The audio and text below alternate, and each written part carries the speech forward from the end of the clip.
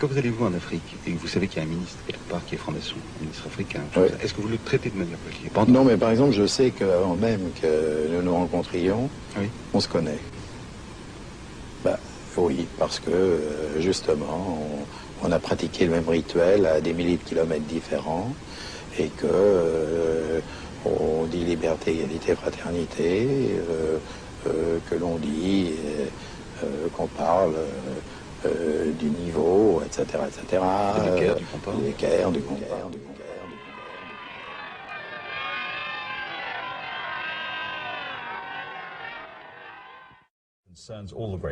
La grande question que se posent toutes les grandes puissances, c'est quand l'Empire ottoman va-t-il s'effondrer? Il est moribond depuis 100 ans. S'il s'écroule, qui aura quoi? Comment sera partagé l'Empire?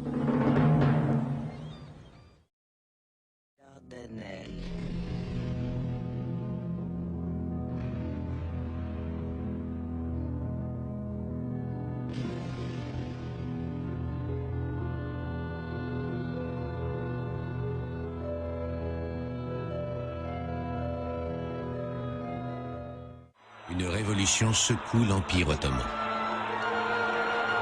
À Constantinople, le mouvement nationaliste des jeunes Turcs se rebelle contre l'autorité du sultan et s'empare du pouvoir.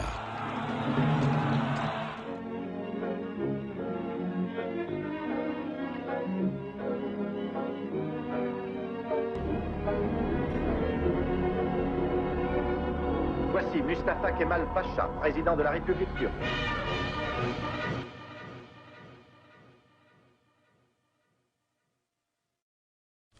Les francs-maçons vont encourager dans toute l'Europe la diffusion de l'esprit des Lumières. Un exemple caractéristique, dans la déclaration de 1789, vous avez une affiche qui date de cette époque où on a les inscriptions, les grandes lignes, les grands points de cette déclaration, et au sommet vous avez une pyramide, et au sommet de la pyramide vous avez un œil, c'est un symbole de la franc-maçonnerie. Et cet œil du grand architecte de l'univers représente en fait le culte de la lumière naturelle, c'est-à-dire de la seule raison qui va, elle, dévoiler les vérités universelles. Le 29 octobre 1923, la Grande Assemblée nationale turque proclame la République et élit Mustafa Kemal président. Kemal nomme İsmet Pacha Premier ministre et pour rompre avec l'histoire de l'Empire, fixe la capitale de la Turquie à Ankara. Dernière étape de cette révolution, après avoir supprimé le sultanat, Mustafa Kemal fait abolir le califat le 3 mars 1924. Depuis, le monde musulman n'a jamais retrouvé de direction spirituelle unique. Cette décision provoque des remous en Turquie et dans le monde musulman. À la différence de la suppression du sultanat, la suppression du califat suscite un certain nombre de manifestations qu'il traite à sa manière, c'est-à-dire avec brutalité. Un véritable culte de la personnalité entoure le chef suprême.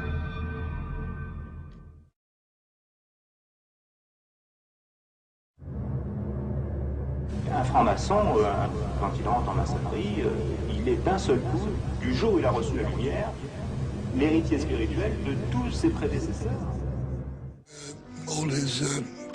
Comme tous ses contemporains en Turquie et peut-être ailleurs, il était fortement influencé par le monde occidental. C'était l'idéal de l'époque. C'est comme ça que les gens bien vivaient.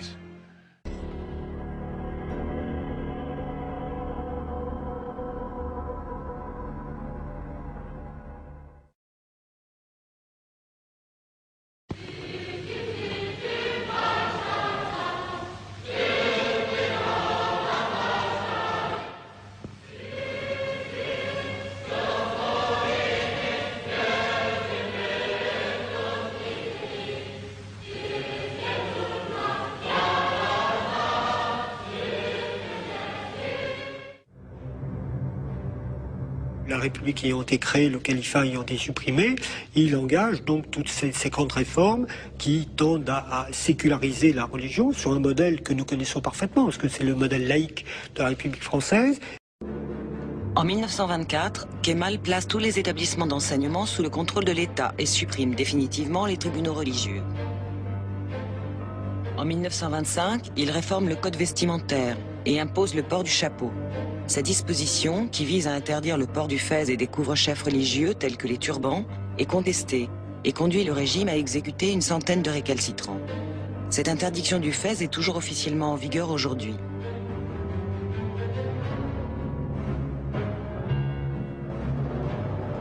La même année, Kemal interdit les confréries qui encadraient la vie de nombreux Turcs et adopte en remplacement du calendrier musulman, le calendrier grégorien toujours appliqué aujourd'hui.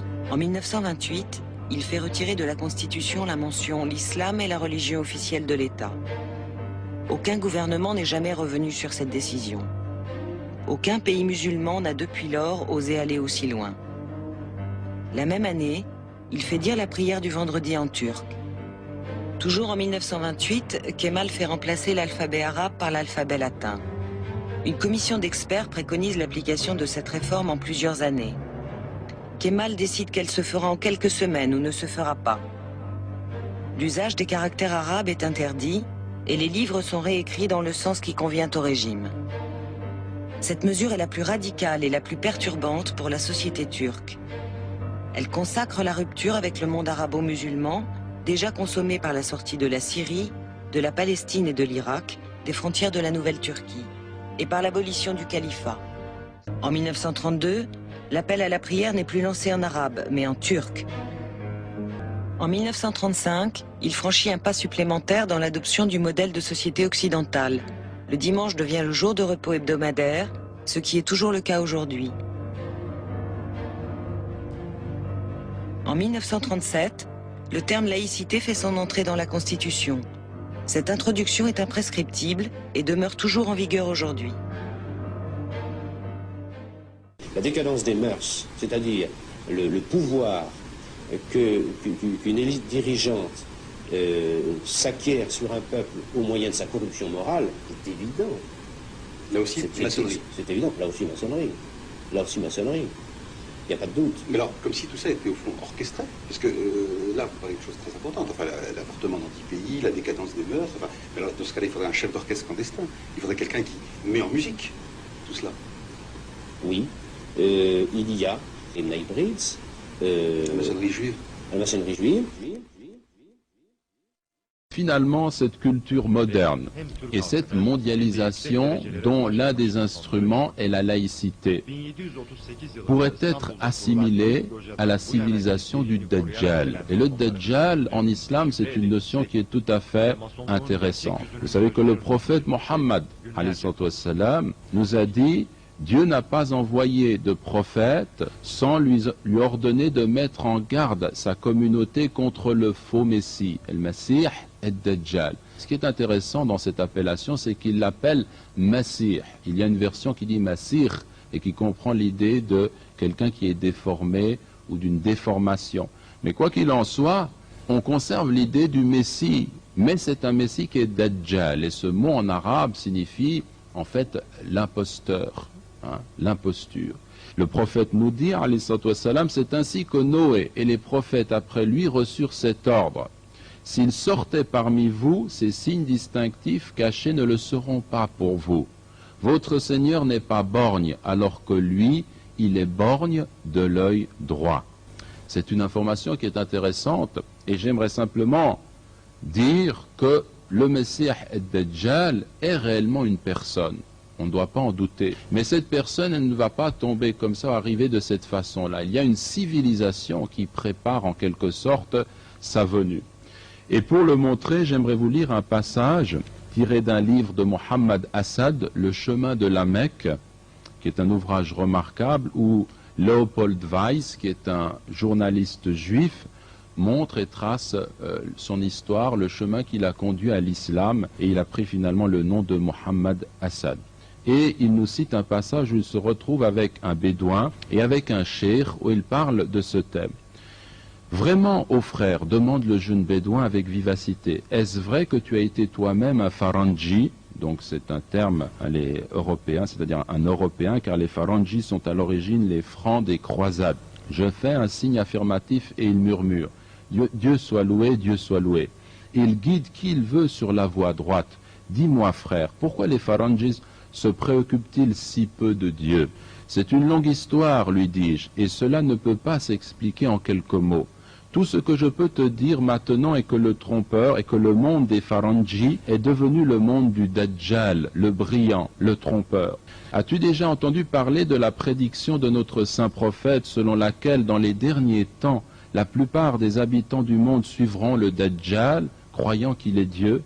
Alors qu'il me regarde d'un air interrogateur, j'expose avec l'approbation visible du Cheikh Ibn Boulaïhed la prophétie relative à l'apparition de cet être apocalyptique, le Dajjal, qui sera borgne, mais doué de pouvoirs mystérieux à lui concédés par Dieu. Il entendra de ses oreilles ce qui se dit aux coins les plus éloignés de la terre et verra de son œil unique des choses se produisant à des distances infinies. Il volera autour de la terre en quelques jours, amassera des trésors d'or et d'argent, qu'il fera soudainement surgir du sol, fera tomber la pluie et croître les plantes à son commandement, tuera et ramènera à la vie, de telle sorte que tous ceux dont la foi est faible croiront qu'il est Dieu lui-même et se prosterneront devant lui en adoration. Mais ceux dont la foi est forte liront ce qui est écrit sur son front en lettres de feu, négateur de Dieu, kafara, ou kafir. Et ils sauront ainsi qu'il n'est qu'une imposture destinée à mettre à l'épreuve la foi de l'homme. Mon ami, le bédouin, me regarde avec de grands yeux et murmure, je cherche refuge en Dieu. Je me retourne vers Ibn Boulaïhed. Alors écoutez bien ce passage.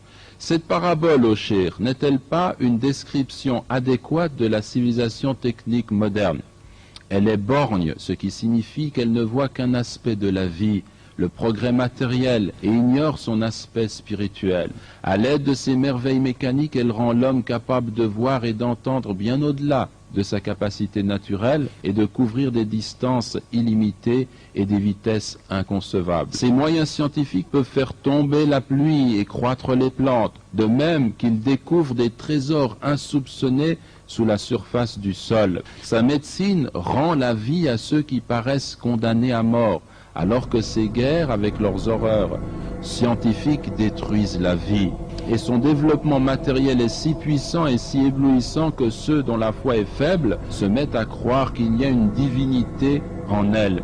Mais ceux qui ont gardé la conscience de leur Créateur reconnaissent clairement que l'adoration du Dajjal équivaut à la négation de Dieu.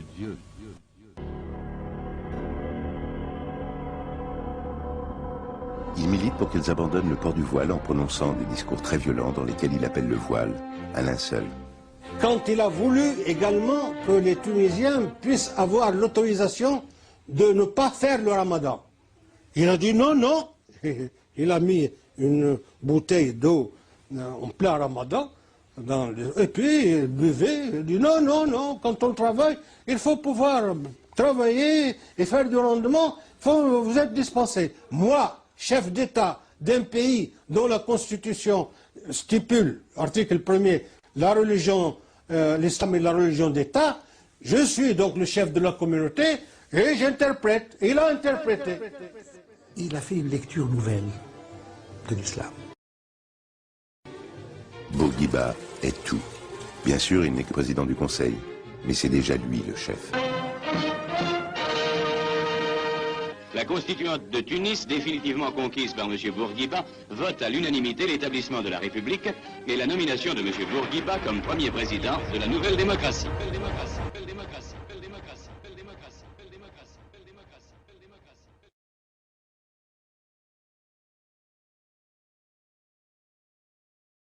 La maçonnerie d'État, avec cette volonté d'une république secrète, d'une chambre secrète de la République, où se magouillent les gouvernements, me répugne.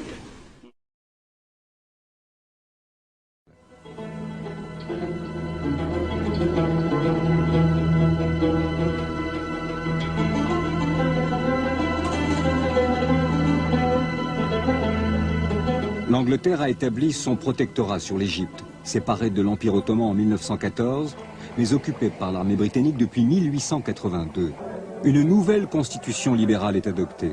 Le roi Fouad, à la suite d'élections où le Wafd triomphe, charge Saad Zagloul de constituer le premier gouvernement parlementaire.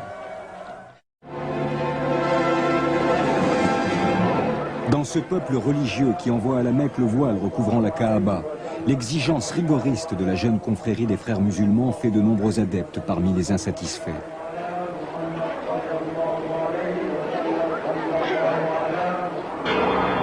La Grande-Bretagne a pris soin de conserver des bases qui lui assurent le contrôle du canal de Suez, situé à l'axe de ses communications impériales. Pendant ce temps, la République libanaise se dote d'une constitution. Mais il faut négocier avec les Syriens pour ramener le calme et faire droit à leurs aspirations nationales.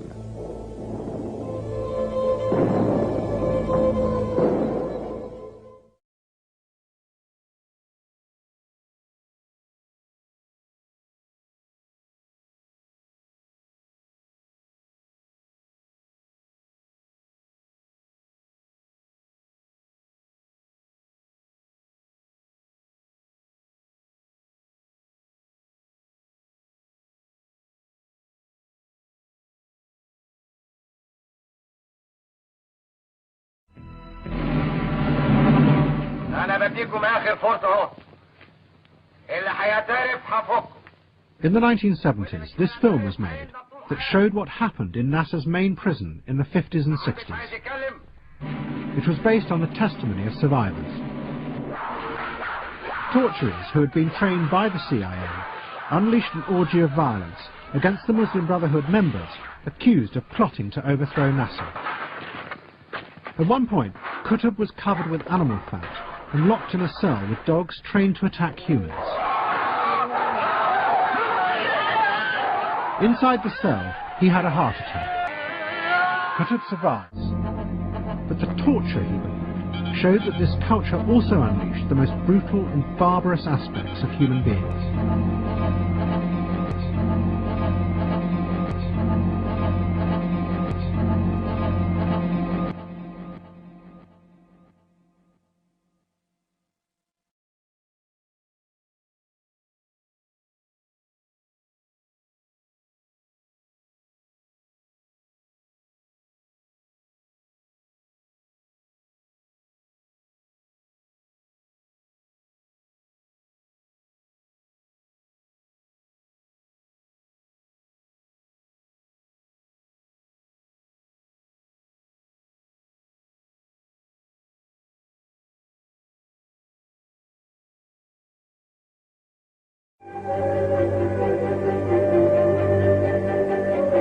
C'est avec une joie profonde que je salue en cet instant la renaissance de l'État arabe de Syrie au passé légendaire et que je lui offre les vœux de prospérité et de grandeur qu'inspire à la France l'amitié la plus sincère.